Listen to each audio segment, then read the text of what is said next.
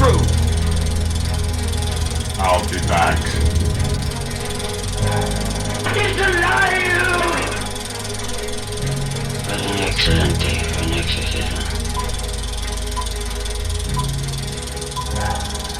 Hi, this is Joe, and this is the Film Joe Podcast, where film talk happens. 1, 2, 3, 4.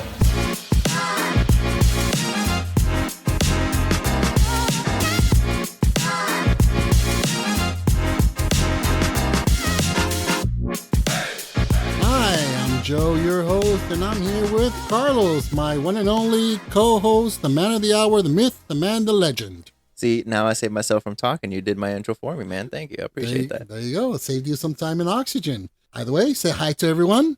Hi to everyone. Outstanding. And welcome to the podcast where we talk about films, filmmakers, trends, the good, the bad, and the not so bad, all in the spirit and for the love of film. So this week, let's get high. Well, not literally, but at least we'll get high on some laughter here as we go over some really cool films about The Pot Experience. the pot experience, the Mary Jane experience. Before we get to anything, let's keep in mind, let's remind everyone we're not professional critics. We don't pretend to be professional critics. We barely know anything about film. So, right? Yep. You could say we're just two random Joes.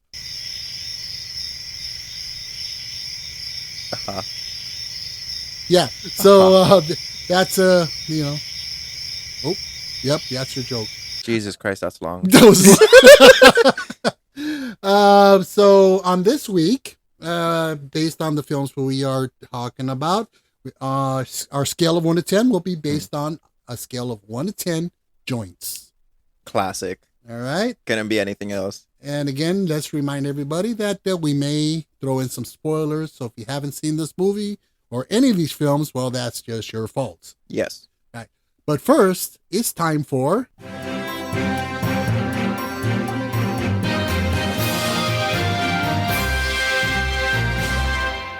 news bits. So there ain't much going on except, one of the main things that is going on right now is the writers and the actors strike. And I didn't realize, well, I knew it would have a huge impact on release dates and so forth. But here's a list of everything that's being delayed. Both television. I mean, that shit is going to be long. Dirty Dancing, the sequel. Mm-hmm. There's a sequel coming out. Why? I don't know. But we can delay that one. Dune Part 2. Oh, that's right. Yeah. Ghostbusters Afterlife sequel. Mm. The Karate Kid 2 with Jackie Chan. That's also that's a thing? Yeah, apparently so. Kraven the Hunter from Marvel over at Sony is being delayed. And you're gonna really don't cry, please. Okay. Try not to cry. Okay. Spider-Man Beyond the Spider-Verse. That one has been delayed. Right. Because it's gonna be further and further delayed now. Man, that's fucked.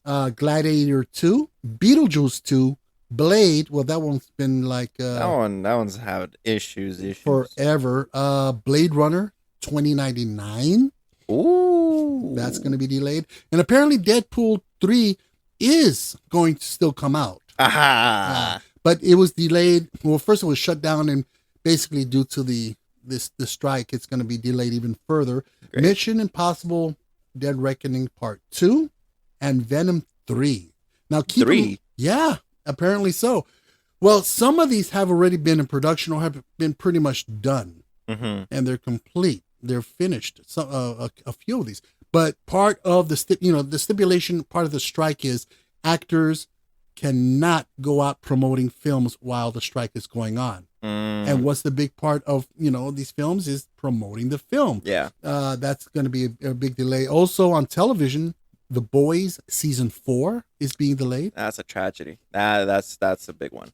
Cobra Kai, the final season 6. Daredevil, Born Again, that's going to be delayed. Yeah. The Last of Us season 2. That's that. Series version of the film Metropolis. That's the old movie, the one with the concept 3PO. Yeah, 1922.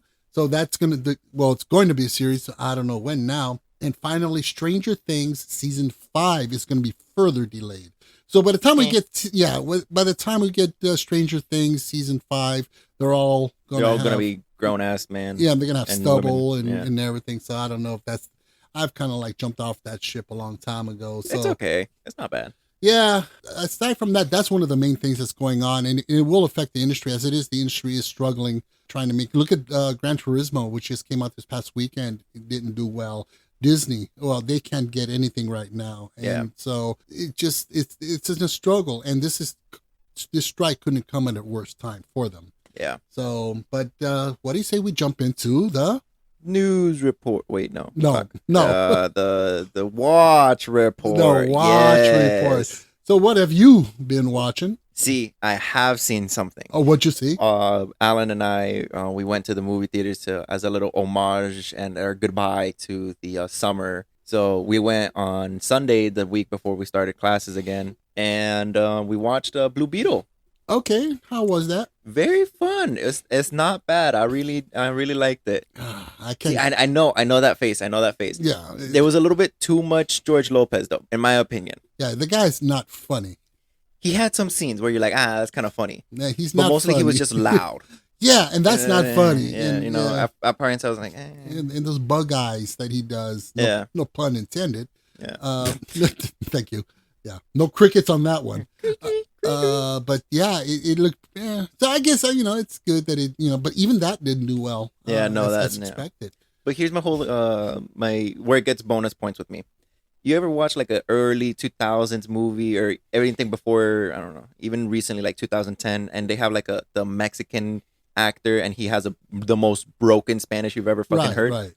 The actors here actually have a very good like Spanish, like the grandma in the movie. Right. You could have plucked her straight out of Mexico and just dumped her in the movie and I would have believed it. Yeah, that's one thing that's always pissed me off when I watch movies where there's a Mexican character or Cuban character, Puerto Rican character, or whatever, general Latino, and their Spanish is worse than mine. Yeah. And they're supposed to be authentic. Yeah, and it's like, dude, come on. Yeah, it's the white man director going, wow, that sounds Spanish to me. That's good right there. Yeah.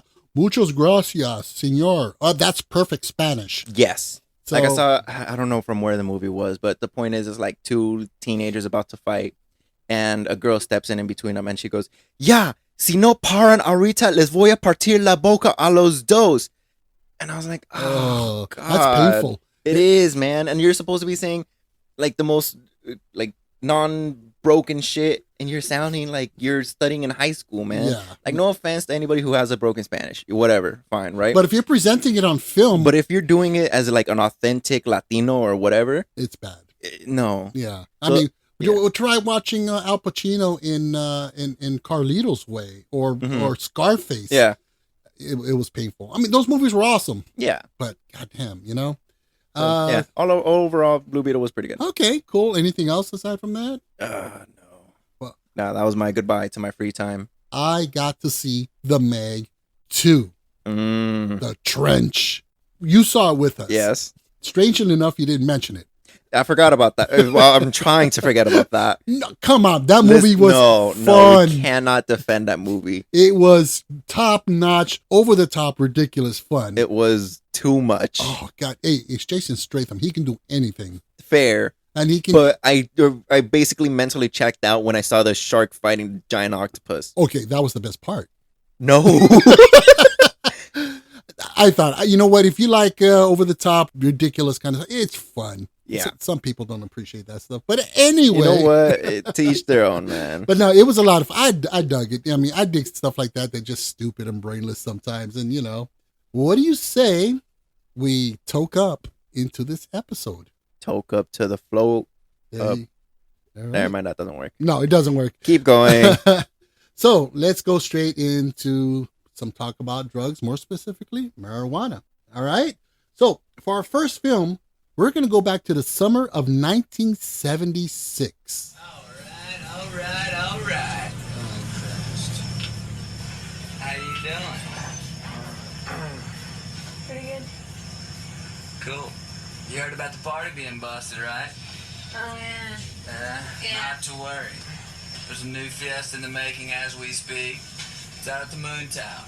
Full kegs. Everybody's gonna be there. You ought to go. Okay. Okay, we'll be there. It's the last day of school at a high school in a small town in Texas in 1976. The upperclassmen are hazing the incoming freshmen, and everyone is trying to get stoned, drunk, or laid. Even the football players have to sign a pledge not to do so. The movie we're talking about is Dazed and Confused from 1993, directed by, what the hell is this guy's name? Oh yeah, Richard Linklater. The movie stars Jason Landon, Matthew McConaughey, Mila Jovovich, Parker Posey, and Ben Affleck. So That's a cast. it is a great cast, and that's one thing really quick is that blew my mind when I saw this film. There's so much all these people that are now huge and famous, and so this is the beginning of their careers. Yeah. And it was great. I really enjoyed it. What did you think? So I really found it pretty good, pretty fun. It was like a Breakfast Club meets let's just, party type of movie. Yeah, well, it's kind of a coming of age film. Yeah. The film really reminded me of American Graffiti from 1972, I believe.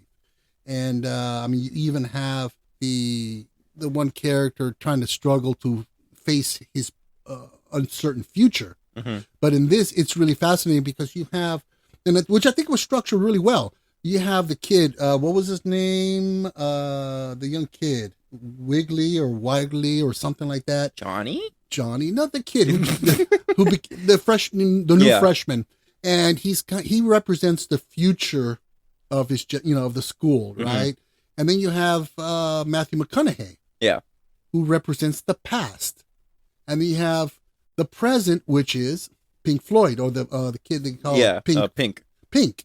And so he's kind of stuck there in the middle, and you kind of see that what he's trying, the influence here and the influence there. I thought it was really great, and that kind of brings him into, the coming of age aspect of it. But I thought it was really well structured. Again, it kind of reminded me of American Graffiti and also Platoon. Yeah, well, okay. You have Charlie Sheen. He's the platoon leader, and he's stuck between these two sergeants that one represents one thing, one represents the opposite. And he's stuck in the middle trying to help decide, or his own identification. He's trying to identify and figure himself out. Okay, I'll buy. So it's kind of it's a long fucking stretch. But, but it is, you see that juxtaposed kind of structure. But it was fun. I enjoyed it. Like I said, it was touching. It was fun, and good God, what a soundtrack. That is true. I'll give it to it. Kiss, Ozzy Osbourne, Pink Floyd, Aerosmith, and the list goes on and on. Deep Purple. Just a great soundtrack. They just wanted some tickets to Aerosmith. Yeah. Oh, the kid's name is Mitch Wigan. Wigan. I think so. Yeah. But, and there were some elements in there that I think were a little bit kind of like uneasy. Like the paddling, because that was jacked up. Never happens in the high school sort of setting. And if it does, that's criminal. Ben Affleck, he plays, because what they do is, for those of you who haven't seen it, is that the kids who just graduated from middle school or junior high school, they're going to be the freshmen. So the seniors who are outgoing, they haze them by bringing them into high school, by paddling them in the ass with a wooden paddle. Yeah. But whacking the shit out of them. That shit would cause bruises. It's hardcore hazing. Same with they do the boys, and then the girls do the girls. And it's kind of intense. It's kind of uncomfortable. But then again, it's honest, and it is what it is. It's not trying to say, well, we're not going to offend anybody. Yeah. In the process. But those paddling, they were a bunch of loser assholes. They were, especially Ben Affleck. Ben Affleck. Oh God. But he was good in it. He was good. He was great. Mila Jovovich was pretty good. She's from Resident Evil. Parker Posey. I don't know what the fuck she's been in, but I've seen her and stuff. Yeah. Yeah. And one thing, when the kids, I don't know if you remember, there's this one paddling scene, or when they're building the paddles. Remember there was a high school teacher sleeping on a desk? Oh, yeah. That's a real high school teacher. Huh? From the school they filmed in. And he still teaches to this day, apparently. Yeah, trip out. And there is a top-notch burger in that town in Texas. Top Notch is an actual burger shack? It's a burger shack. Oh, shit. And they have on display the original paddles that were used in the film. That's trippy. Yeah, that's cool. That's pretty cool. And another thing, I mean, you mentioned The Breakfast Club. Yeah. And it kind of has tones of Breakfast Club, but not really. Mm-hmm. It's kind of like the opposite of. And that's what Linklater's approach was. He wanted to make an inverse version of The Breakfast Club and that whole John Hughes universe. Mm-hmm. You know, it's like the antithesis of... Antithesis. Yeah. English is a hard language. It is a hard language. Especially when you realize READ is both red and read. Oh, that's deep. It is, man. It is. But overall, I mean, again, you know, it had a really authentic, and it was very nostalgic. It had a very nostalgic feeling for it. Even though I didn't grow up at that era. In 76, I must have been like 8 years old. Mm-hmm. So it really wasn't, I wasn't a teenager back then. I was barely even aware of the music and the counterculture movement and so forth. Yeah. You were still stuck on Teletubbies and no, Hanna-Barbera. No, Bugs Bunny, yeah. And Wherever, Tom and Jerry. man. There was no Teletubbies back then. I don't know how old Teletubbies is. I don't know, but they would have scared the shit out of me. I never saw them, I look at them now and I'm terrified. Yeah. And so, but it does make you feel nostalgic for that era. Well, I mean, it's kind of a timepiece. Yeah. You know what I mean? Definitely. And, you know, same goes with American graffiti. You didn't live that era, but it makes you nostalgic in a way you like, I wish I would have been able to experience some of that. Yeah. And so he's very effective in that. And one thing that was very appreciative of this film was that they didn't try to go for the all-out silly laughs, the juvenile bathroom humor and stuff. Yeah. I mean, it was very kind of like, it was very mature for what it was.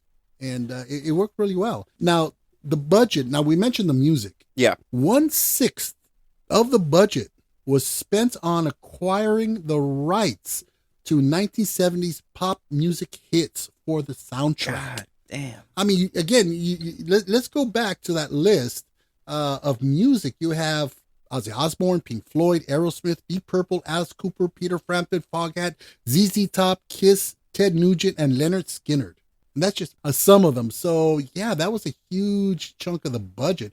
The budget at the time was $6.9 million, which is about a little over $14 million in today's dollars. Mm-hmm. Box office at the time was $8 million, which is about $19 million in today's dollars. It did not make money.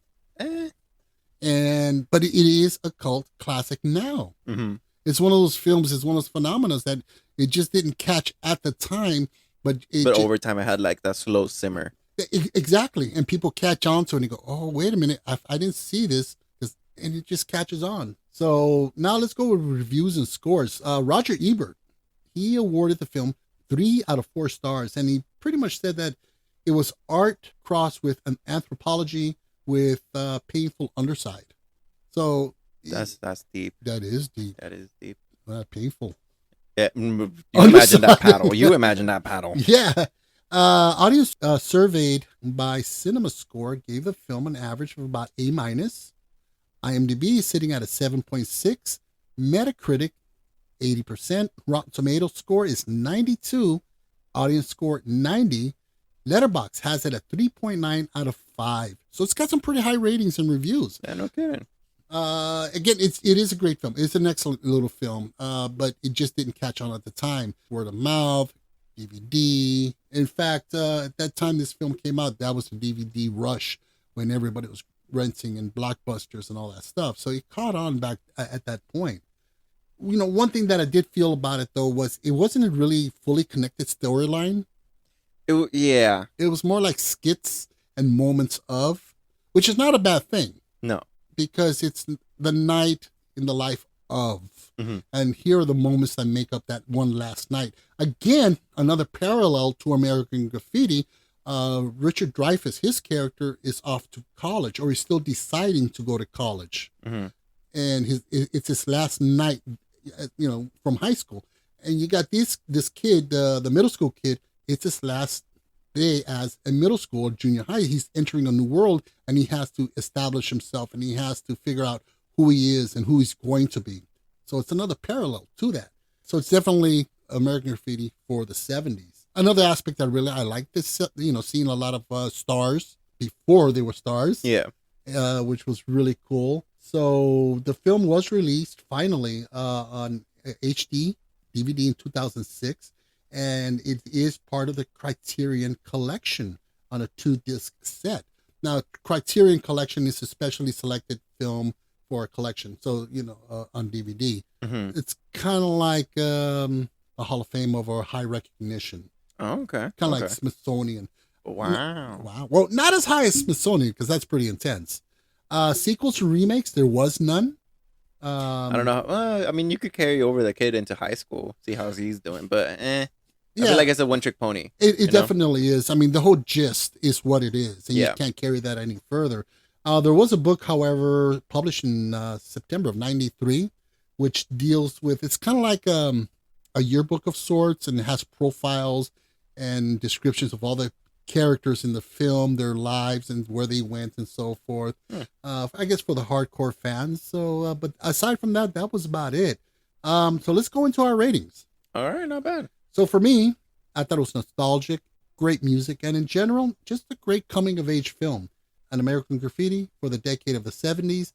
I give this film 7 out of 10 joints. That's not bad. Which, by the way, we did fail to mention that there was a lot of pot smoking throughout the movie doesn't really seem any like correlation to the whole marijuana experience, but they toke up a lot and they drink a lot. Right. So it's part of just the thing. It's not the central focal point. Yeah. So, okay. So for me, 7 out of 10 joints. That's not bad.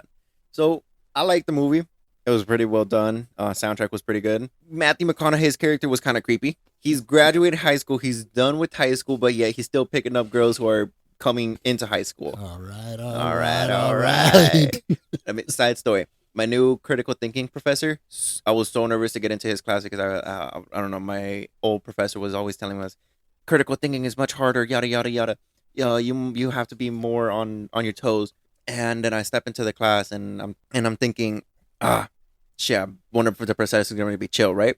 Homeboy walks in, he was like, "Hey guys, what's up, guys? How y'all doing?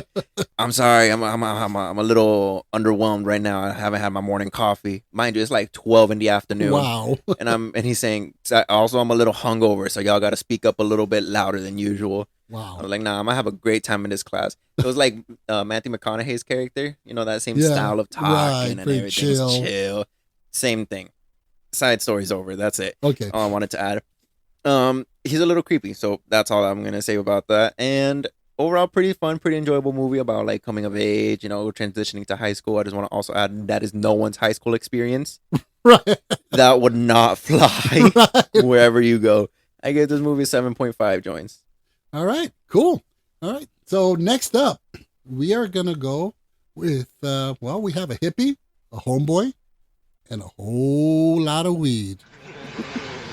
What's in this shit, man? Mostly Maui Wowie, man. Yeah? But it's got some Labrador in it. What's Labrador? It's dog shit. What? Yeah, my dog ate my stash, man. Had it on the table and the little motherfucker ate it, man. Yeah? So I had to follow him around the little baggie for 3 days before I got it back. It really blew the dog's mind. You mean we're smoking dog shit, man?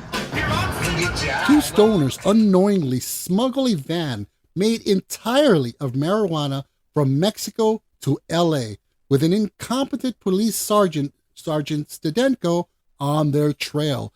The film we're talking about is Up in Smoke from 1978, directed by Lou Alder, and the film stars Cheech Marin and Thomas Chong. So, I fucking love this movie.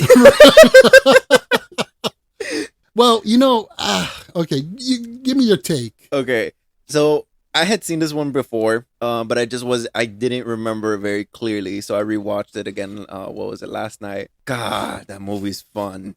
It is pretty fucking funny.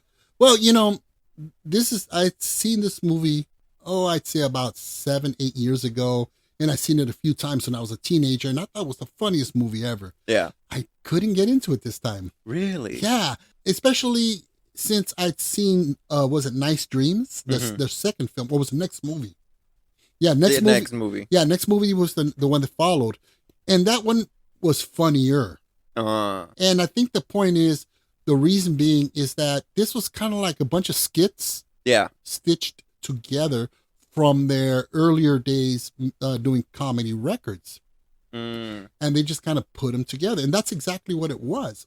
And it kind of felt that way. It did have its moments. It had its moments. I mean, my favorite part where Chong is in the back of the van with that hippie chick. Yeah. He gets a cramp. And she's describing somebody else having sex, and she's moaning, and everybody like, thinks, "Get it, John? Who's John, man?" Yeah, and the van is rocking and rolling, and it's some funny stuff. It had some funny moments, but it was weird. It really was. Yeah.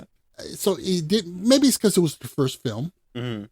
that they weren't as refined, but I just couldn't get into it. I think part of the factor for me, well, this is one of your early viewings of this film, so your first exposure.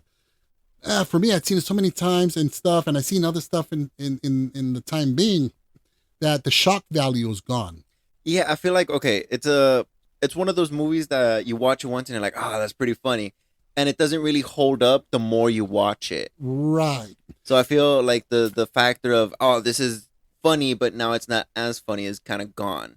Or it's kind of settling in pretty much. Well, one of the reasons why I think this movie did so well at the time was that it was the first stoner counterculture comedy ever, introducing weed in non-negative way. Yeah. The Chicano LA culture, which was usually frowned upon or had a racist angle to it. It was a different approach, and it was new, and I think that was part of the shock value of the time. Remarkably though, did you know that they asked the director, now you think it's Cheech and Chong, what do they do? Smoke. So they asked the director how much weed marijuana smoking went on, and she's like, not very much. They were professionals. They were like, "Hey, you know what? I respect that, man." Yeah, I mean, they did toke it up, of course, every now and then. That's what they did. Yeah. But for the film, they were very serious and very focused. I mean, Cheech and Chong had been together as a comedy duo. They kind of met kind of the same way they did in the film in real life. Thomas Chong was on the side of the freeway with oranges for breasts. Well, and then Cheech Marin picked them up. Well, maybe kind of close, but they did meet up and they found a common interest and a common passion, which was, well, in the film it's music. In real life it was comedy. And so they teamed up and they made a lot of records. In fact, that was my first exposure to their work. I must have been like 8 years old and rummaging through my uncle's record collection. And my uncle was a huge Cheech and Chong fan. And I put one of the records on and I thought they were hilarious. So I had been aware of them by the time the film came out in 1978. Got it. But I couldn't watch it until like maybe 1983 or 84. Yeah. Because my mom and dad would never have taken me to see this movie. But I think that's one of the things is that the shock value, you see movies now, even TV shows, sitcoms, dramas, and there's people smoking weed and it's like no big deal. Yeah. But back then it was not part of the acceptable. Well, I mean, now it's legalized in like a bunch of different states. Back then it's federally illegal everywhere. Yeah. Okay, it's still federally illegal now. Right, which is ridiculous. It just should be, rescinded and just not reimagined. The fuck, reworked basically. Well, let the states man. deal with it at that point. So Cheech and Chong, they actually wrote this script back in the 70s, and they shopped it around Hollywood, and of course, no one was. Oh yeah. Those would not have been picked up by anyone. Man. No one wanted to do a film about marijuana, about stoners, but they raised like $200,000 from investors. Hey. And so they eventually, I guess, they went to Paramount, and Paramount kind of bit the bullet. I'm like, oh, fuck, fine, we'll do it. Just do it, and wait till we get to the numbers. Oh man, this is gonna be so fucking high. Yes. Get it? Oh, okay. We'll do the crickets, but that was pretty good. Yeah, thank you. Yeah. But when the film came out, it was actually banned in South Africa. Damn. Yeah, that it might encourage the usage of marijuana by impressionable youth of South Africa. Huh. Yeah.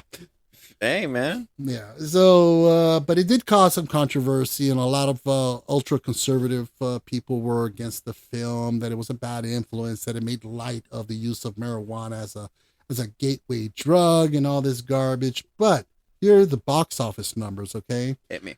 So the film at the time, they like I said, they raised about $200,000 for the film.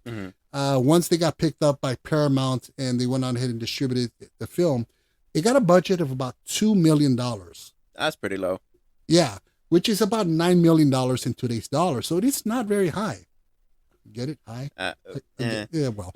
And now, so here's the box office, okay? The box office at the time, off of a $2 million budget for that time, it made $104 million, which is in today's dollars is $490 million. Golly, man. I mean, people loved it. They loved it. And of course, Paramount is like, we're doing another one, and another one, and another one. It was a phenomenon. It was a big deal. It just introduced this marijuana counterculture point of view and perspective of storyline. And it was just, we'd never seen anything like it. Yeah. There was no angle of puritanicalism or whatever. It was just flat out, let's get high, dude. I mean, man. So man. Yeah. So now Gene Siskel, who worked with Roger Ebert, he gave the film half of 1 star out of 4. Oof. He called it one of the most juvenile, poorly written, awkwardly directed pictures I have ever seen. God damn. Do you think he liked it? Or I don't think he liked it at all. half a fucking star. And you know what? I have to agree in the aspect that it was poorly written. Okay, fair. And it was awkward. A little. And but it did have its moments. It did. And I think that as the years came along, further from that point, that they were able to refine and redo everything that they had originally not done great. Right. And they did. They did improve throughout the years, but it is nonetheless an important film. Yeah. In that, had it not been for that film, we wouldn't have basically any Seth Rogen film. Any Seth Rogen film. No, don't even pick and choose. Any of them would not have been made. Right. And, you know, Harold and Kumar and all these films, Dude, Where's My Car? Yeah. They would not, this was the one that opened it up for the rest of Hollywood to say, you know, let's make a pot movie. Yeah. So IMDb, it's sitting at a 6.9, which is not bad. Metacritic is at a 38%. It's sitting rotten in Rotten Tomatoes at 47%. Yeesh. Rotten. Audience tomato score, 82%. Yeah, that makes sense. They loved it. Letterboxd, 3.4 out of 5. So it definitely resonated with the general movie-going audiences. Yeah. I mean, again, it's something new. It was just revolutionary. What do you imagine those movie theaters smelled like back then? Oh, hardcore reefer, man. You walk in, you're like, fuck, where's the smoke machine, man? Right. So for me, I'm going to give my rating now. So for me, it made me chuckle a couple of times. Just a couple of times. Yeah. The rest of the time, I was kind of like, I don't know, kind of squeamish about some of the stuff. I felt it seemed a little disjointed. No pun intended. And it was just kind of stitched together. And it's not as funny as I remember from the first time. So my rating for this is a 5 out of 10 joints. Oof. Yeah. Understandable. Right. So personally, I really like this film, right? At least I'm still in that moment where it's like, oh, this is kind of new to me, kind of not really. Right. And it's still enjoyable. But I do get what you mean when you say it's not really, it has its moments, basically. Right. Like for me, I knew that I was going to like the movie when Chong gets in the car with Cheech and he's like, hey man, check it out, I got my joint right here. And it's like a little fucking napkin type of thing. It's a toothpick. That's a toothpick, man. This is a fucking joint. It's a Maui Wowie. With some Labrador. Just like we had in the clip. Oh, that was hilarious. That was pretty funny. It had some great stuff, little moments like that you can tell it was right out of their script. But, I mean, I do get what you mean when you say it had its moments where it would just die and pick back up. So, fair and understandable. But, being the granddaddy of all the stoner films out there, I got to give it an 8. 8 joints. All right. I can respect that score. Yeah. Definitely. Now, sequels and remakes. There were no remakes, but there was definitely some more Cheech and Chong films. Yeah. 2 years later, 1980, there was Cheech and Chong's next movie. In 1981, Nice Dreams. Things Are Tough All Over came out in 82, Still Smoking in 83. And that was pretty much the end of the Cheech and Chong era per se. The Vato and the hippie. Yeah. Because they did a film called Cheech and Chong's The Corsican Brothers, which was actually pretty funny. It was kind of strange. Okay. It definitely has its fans. And then in 2013, they did a Cheech and Chong's animated movie, which I was unaware of, but it'd be interesting. Never even heard of it.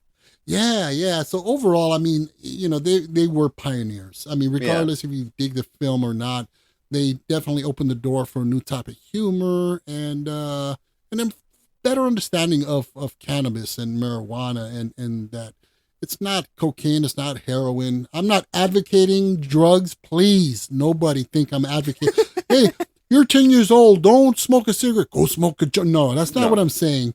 But well, if you're of age and yeah, it's legal where you reside. I once read this funny little tweet. Like, I love when people say marijuana is a threat to everyone around you. The only threat to when you smoke is the bag of Fritos laying on your counter. Like, dude, that's pretty funny. And it's so true. Yeah. It's so true. So what do you say we head on to our final film? All right. So for our final film, well, there's just a couple things to remember with this. Mm-hmm. One, don't feed a diabetic horse junk food. And two, do not drop the soap. Well.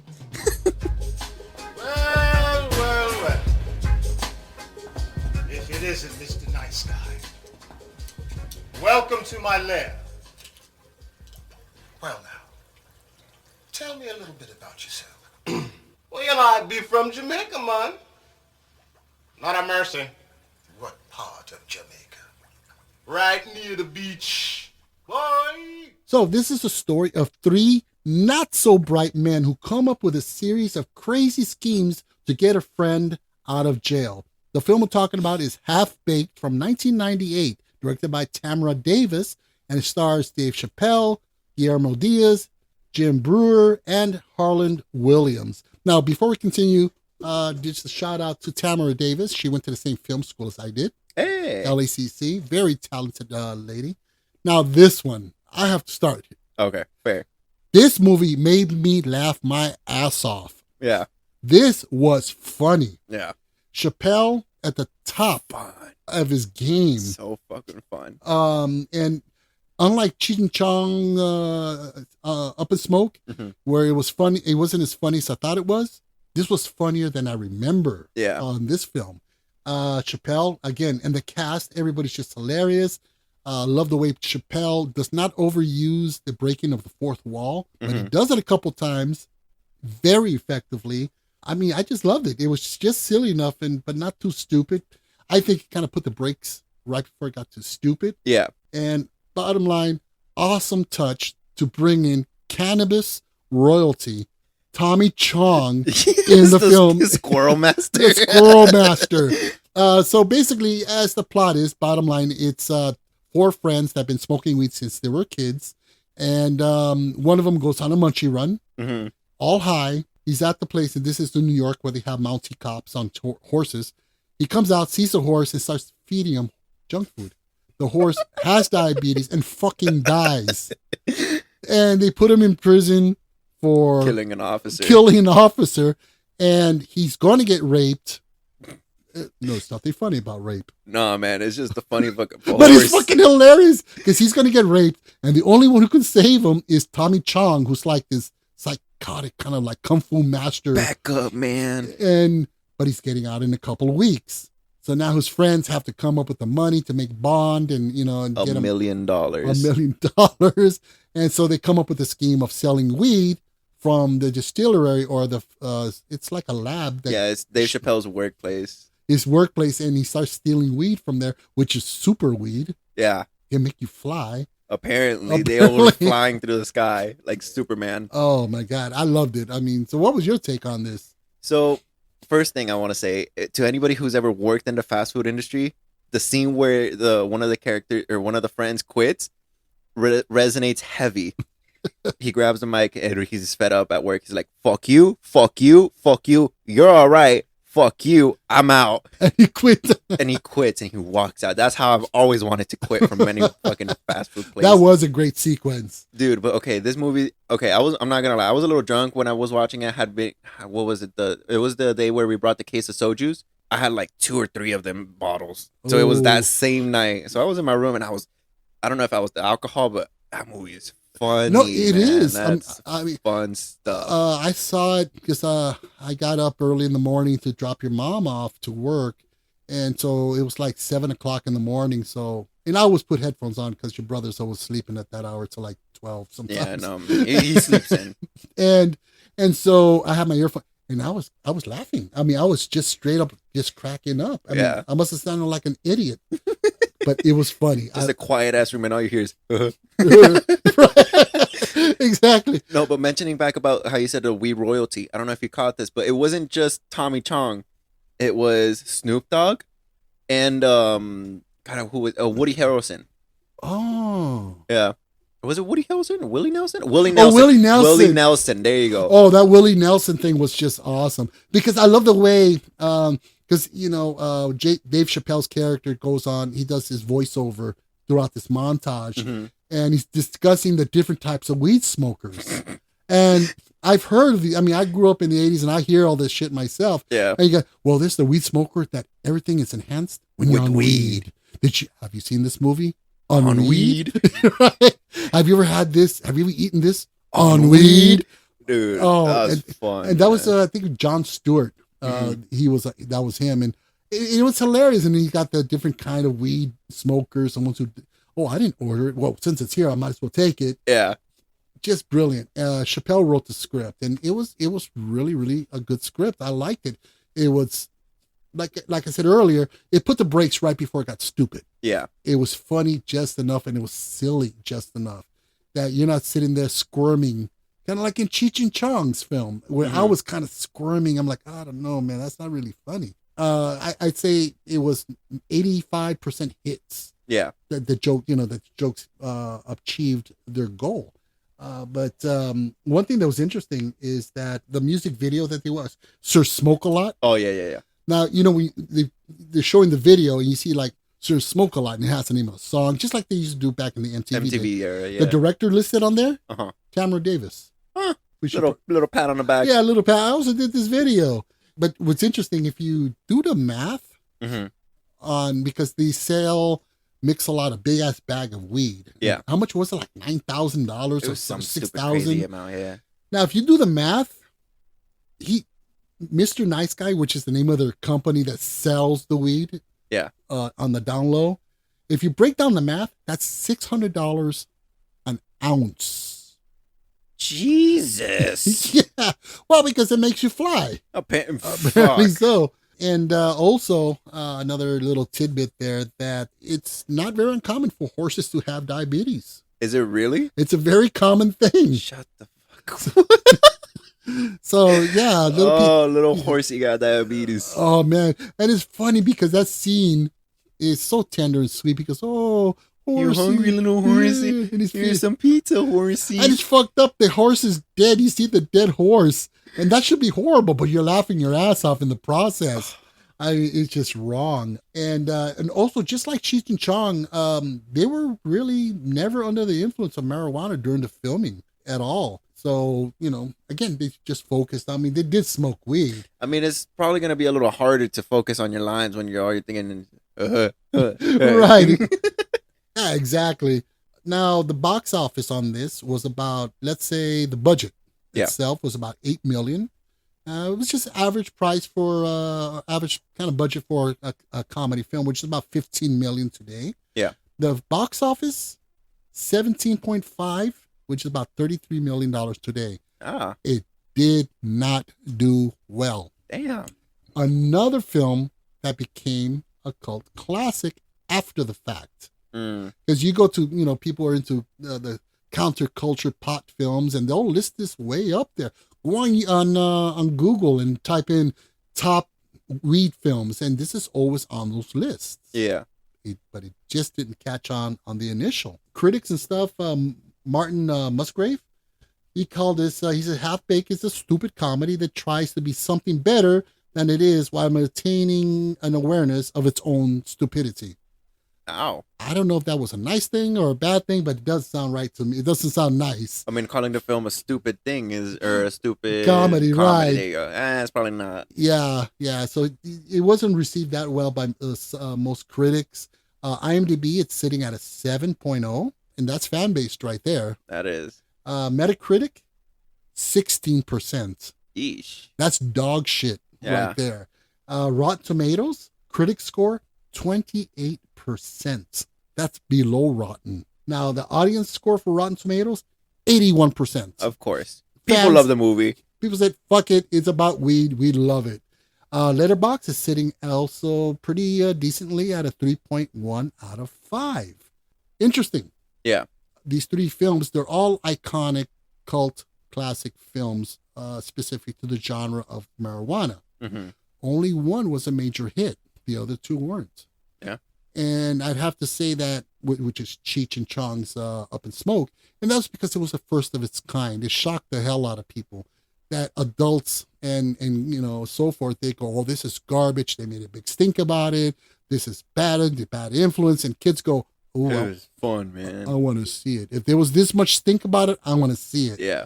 And but after that, I don't know if it because you really look at the history of most pot centric films, they don't do that well. Mm-hmm. I mean, they're good films like Pineapple Express and so forth, but they're not really huge box office successes. Yeah. They Because become. I feel like you're catering to a very small group of people. Well, I'm going to tell you what. I have a theory. Uh-huh.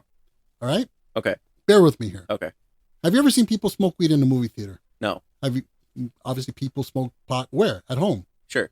That's where their DVD player is. You just did something right now. Right. You just did something. Now you say, what about the 70s? People smoked pot everywhere in the 70s. Sure. So- I wasn't alive back then, but I'll go off of what you said. Yeah, and people would smoke weed in movie theaters or like low, small movie theaters. A lot easier, but I think that's because they have the availability, the type of audiences that it attracts, and so forth. They can't really enjoy it to the fullest. I don't know. It's a theory, Mhm. but I think a pot smoker would enjoy it more watching it in the comfort of their home in a lazy boy with a big old bowl of Cheetos and Funyuns on the side. Exactly. Yeah, man. So for me, I found it was charming, it was goofy, a lot of fun. Actually made me laugh out loud several times. Dave Chappelle, who wrote this, executes his character almost flawlessly. It's almost like he's not even trying to do, it's just so perfect. He does it so well. Yeah. And Tamara Davis directs this almost, she knows how to, how to have fun directing a film and bring out the characters and the subject matter. So my rating on this is a 7.5 out of 10 joints. That's not bad. Okay. That's not bad. All right. So personally, I resonated with this movie very heavily. I loved it when I was rewatching it the other night. I forgot how fucking funny this stupid shit is. Not only was it funny, it was very, I don't want to say educational because it wasn't educational for No, shit. There's no education to be found anywhere there. But Right. it was eye-opening, I guess. Kind of in a way. Okay, here's what I mean. Like, the scene where Dave Chappelle's character is taking out Mary Jane, his date. Oh, okay. Yeah. For the date. And he has a little icon right at the very bottom. Oh, $8 starting, right? Right. That's how much money he has. And he says, well, it's such a nice day out. Why don't we go for a walk? Right. And then his narration goes, 14 miles later, we're still walking, saving myself all this money. Right. And I was like, man, that's kind of funny. And it wasn't until I started dating, I realized how fucking true that is, man. I've been there myself too. You actually do hear your date says, I would like some ice cream. Cha-ching. Oh, I'm hungry. Cha-ching. Cha-ching. Oh man, but I love the way he remedies, which is messed up. Okay. When He goes to the ice cream shop and there's a homeless dude outside. Spare change, brother. With the like, cup. Don't mind if I do. Reaches into the cup and grabs all the fucking money out. and then the little numbers on the side of the screen go up. Yeah. Oh my god, that's hilarious. So it really did. It had a good vibe to the movie. Yeah. The characters were pretty lovable. It was very positive, Yeah. despite the fact, Yeah. That's why I got to give it an 8.5 joints out of 10. All right. That's pretty good. That's pretty decent score. So for those of you who enjoy these type of films of cannabis and their mishaps, here's a few recommendations. From 2007, Mhm. Super Bad. I love Superbad, which didn't really have any smoking. It was just. It had Was some weed. it? Yeah, it had some weed in it. Remember, I think it was the Cops, which is Rogan. And, Yeah. and they're Rogan. smoking out. What was the other dude's name? Oh, I He forgot. wasn't it. Right. So Yeah. it had some, it had some pot smoking in it. And Even if, dude, that movie's just funny. That movie's just worth it's watching. raunchy. It's disgusting. It's hilarious. Yeah. But super bad. I'd recommend. 1982, Fast Times at Ridgemont High. Mm. That is a classic.